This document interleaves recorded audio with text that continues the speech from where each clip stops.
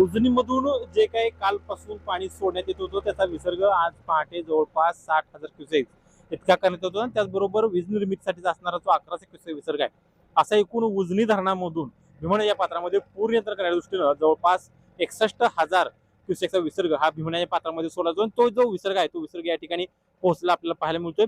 पंढरपूरचं जे काही चंद्रभागा वाळवंट आहे ते चंद्रभागा वाळवंट या ठिकाणी बऱ्यापैकी पाण्याखाली गेलेलं आहे. त्याचबरोबर चंद्रभागा वाळवंटामध्ये काय असणारे मंदिर आहे त्या मंदिराला सुद्धा या पुऱ्या पाण्या या ठिकाणी वेढा दिलेला आहे. पंढरपूरचं असणारं ऐतिहासिक जो काही दगडी पूल आहे तो दगडी पूल सुद्धा या ठिकाणी पाण्याखाली गेला दिसून येतोय. आज दुपारी आपण 2ची अपडेट पाहिली असेल तर 2 वाजता संगम या ठिकाणी असणारा जो भीमाचा विसर्ग होता तो जवळपास 66,000 क्युसेक इतका विसर्ग त्या ठिकाणी होता. त्यामुळे आता पंढरपूर जे काही पाणी आहे त्या पाण्यामध्ये आणखी वाढ होण्याची त्या ठिकाणी शक्यता आहे. पंढरपूरमध्ये नुकताच आषाढीचा सोहळा या ठिकाणी संपन्न झाला.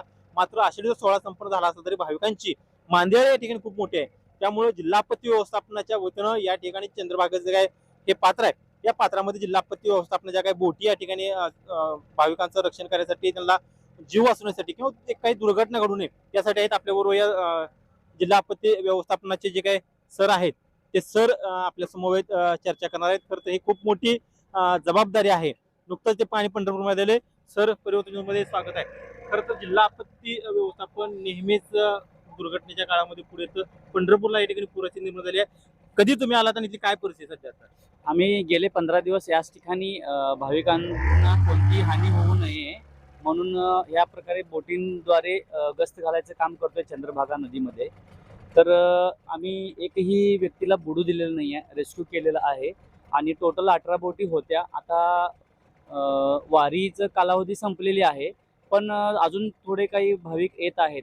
तर अचानक पाणी वाढलं त्याच्यामुळं आणि आमचं काम सुरू झालेलं आहे.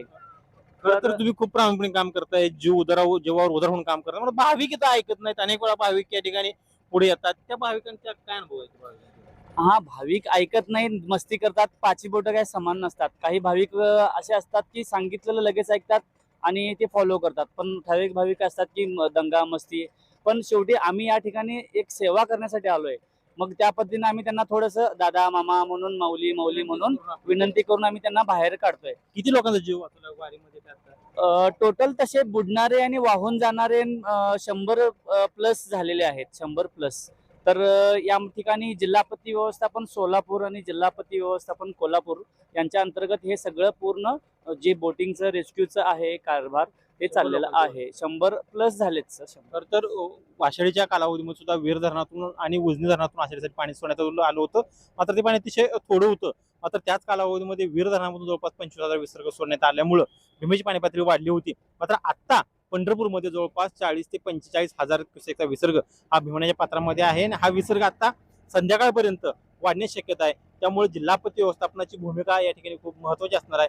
तुर्तास तरी उजनीतून सोडलेलं पाणी पंढरपूरमध्ये आल्यानं पंढरपूरला पूरजन्य परिस्थिती निर्माण झालेली आहे आणि या परिस्थितीमध्ये जिल्हा आपत्ती व्यवस्थापन आहे ते या ठिकाणी भाविकांसाठी सक्रिय झाले दिसून येत आहे. व्हिडिओ जर्नलिस्ट सागरसह बालाजी पवार, परिवर्तन न्यूज, पंढरपूर.